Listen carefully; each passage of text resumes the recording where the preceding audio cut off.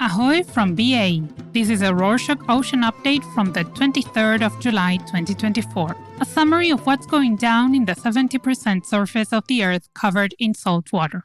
Dr. Rashid Soumaila, University Killam Professor and Canada Research Chair in Interdisciplinary Ocean and Fisheries Economics at the University of British Columbia, argues that African countries should participate more actively in the discussions at the International Seabed Authority regarding deep-sea mining regulations. The potential short-term economic benefits don't make up for the severe ecological damages that deep-sea mining could cause, such as seafloor habitat disruption and toxin dispersion, according to research. As he highlighted in his article published by Al Jazeera on Friday the 19th, despite calls from various countries and organizations for a moratorium until more research is done, no African nations currently support this pause. He finally invited Africa to consider short-term profits against long-term implications on global marine ecosystems.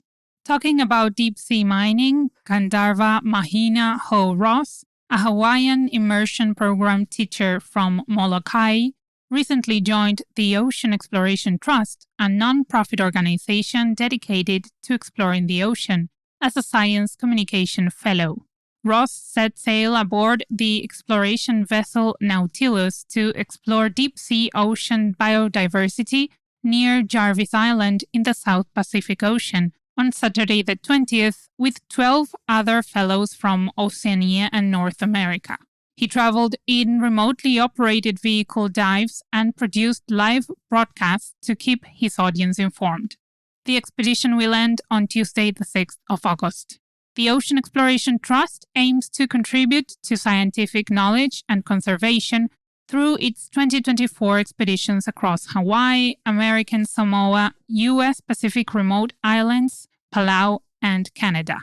Still on the Pacific Ocean, during the 10th Pacific Islands Leaders Meeting, or PALM, Summit, Pacific Island nations and Japan communicated on Thursday the 18th their strong opposition to any attempts to change the status quo through force or coercion, indirectly addressing China's rising influence.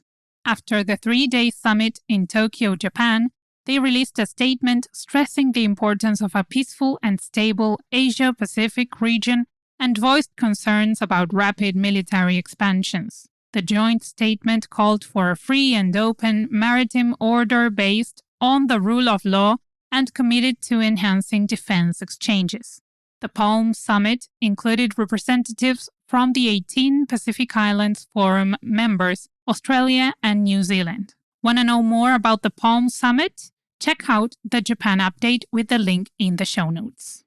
From the Pacific to the Atlantic Ocean, authorities found Sarah Packwood and her husband, Brett Clibbery, dead on a life raft near Sable Island, near Nova Scotia, Canada, almost 6 weeks after they went missing. According to a recent BBC article, the couple left Nova Scotia on Tuesday the 11th of June in their eco-friendly yacht Theros, aimed to sail to the Azores in Portugal, planning to arrive on Tuesday the 2nd of July. They went missing on Tuesday the 18th of June. An ongoing investigation suggests a cargo ship might have collided with their yacht. Then the couple probably abandoned their yacht and died before their bodies washed up on Sable Island on Friday the 12th. The couple, known for promoting sustainable travel, documented their journey on their YouTube channel, Theros Adventures. Moving on, July has seen an unexpected lull in tropical activity across the Atlantic Basin, which includes the Atlantic Ocean, the Caribbean Sea, and the Gulf of Mexico, despite predictions of a busy tropical season. In spite of forecasts from the National Oceanic and Atmospheric Administration predicting up to 25 named storms and 13 hurricanes for 2024, only 2 named storms and Hurricane Beryl have appeared so far, with the season starting slowly due to a large heat dome over Mexico and Central America. After that, the basin remains relatively calm. This quiet period likely results from Saharan dust, which has likely absorbed sunlight, reducing ocean heating and hindering storm formation, while sea temperatures remain above average. As the Saharan dust begins to clear, tropical activity could increase again by September, the typical peak of the hurricane season. Let's have a look at the Indian Ocean. On Saturday the 20th, firefighters from the Indian Coast Guard tackled a major blaze aboard the Maersk Frankfurt, a container ship chartered to Danish carrier Maersk off the coast of Karwar, India. The ship, which was en route to Colombo, Sri Lanka, reported explosions and a fire on its front deck. Maersk confirmed the incident but could not assess the full extent of the damage. The Coast Guard deployed 3 firefighting vessels for 12 hours to control the blaze and dispatched an additional vessel expected by Sunday the 21st. Coast Guard aircraft conducted aerial assessments and search and rescue operations. Bernhard Schult Ship Management manages the ship, built in 2024, and Tokei Kayun of Japan owns it. In other news, on Thursday the 18th, Yemen's Houthi group announced plans to extend their naval attacks to the Indian Ocean and Mediterranean Sea to support Gaza.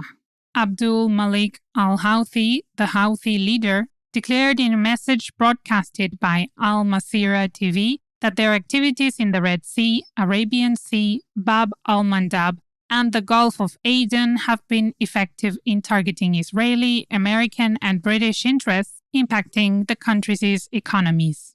The Houthis have been attacking Israeli-linked ships in solidarity with Gaza. In response, the U.S. launched Operation Prosperity Guardian to counter the Houthi threats. Still on Thursday the 18th, the journal Reuters reported that the Suez Canal's revenue dropped nearly 25% in the past financial year due to a shift by some shippers towards alternative routes to avoid Houthis' attacks. Osama Rabi, the head of the Suez Canal Authority, noted that revenue fell from almost $10 billion to roughly $7 billion. The number of ships using the canal also decreased from almost 26,000 to a bit more than 20,000. Ships have avoided passage through the canal because of the Houthis since November 2023. The Suez Canal remains a crucial source of foreign currency for Egypt, which has sought to increase its revenues through expansion efforts. Let's sail to the Arctic Ocean, where the University of Oulu is holding the ICEBERG EU-funded project. The project addresses climate change and pollution in the Arctic from 2024 to 2026. During July and August, researchers from GeoMar and other institutions are using the vessel Polar Stern to study microplastics, pollutants, and their effects on Arctic ecosystems and communities. Their focus is on areas like Svalbard, Greenland, and Iceland. The project also engages local and indigenous communities in monitoring and developing solutions. The goal is to improve resilience, manage pollution better, and support the EU's efforts to restore ocean health. From one pole to the other, a recent study in the journal Nature Communications reveals that submarine canyons in East Antarctica play a crucial role in transporting the circumpolar deep water, which is warm, salty, and dense water that circulates around Antarctica within the Southern Ocean, onto the continental shelf, threatening well-known glaciers like Totten and Ninnis. Researchers discovered that these canyons have sediment deposits, indicating ongoing southward currents that carry warm water, which increases melting under the glaciers. This heat transport makes the glaciers more vulnerable, possibly speeding up their melting and rising sea levels. Let's wrap up this update with water sports. The 2024 49er FX and the NACRA 17 Junior World Championships in Villa Garcia de Arousa, Spain, concluded with an unexpected shift.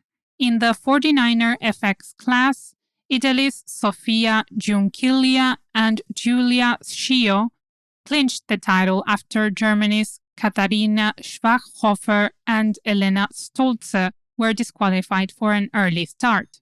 Despite winning on the water, their on-course side score handed Italy the victory. Poland's Gabriela Zabska and Hanna Reichert secured bronze. In the 49er class, Malta's Richard Schultheis and Jön Bertin triumphed, holding off strong performances from New Zealand and Germany. Belgium's Arthur de Jonge and Janne Ravelingen soared to silver in the NACRA 17 class, while Quinten and Lieselotte Burgess secured the overall lead. And that's it for this week. Thank you for joining us. Thank you so much to everyone who filled in the survey over the past few weeks. We really appreciate your comments and ideas. Many of you mentioned you would like to get some more in-depth episodes and interviews. Is that something you would like? Do you have any topics in mind? Something specific about the ocean update that you want to know more about for us to do a special show on? We want to do some new things very soon. Please email us at info@rorschach.com. If you left an email to contact you in the survey, we'll reach out to you very soon. The survey is still linked in the show notes if you're interested in that as well. See you next week!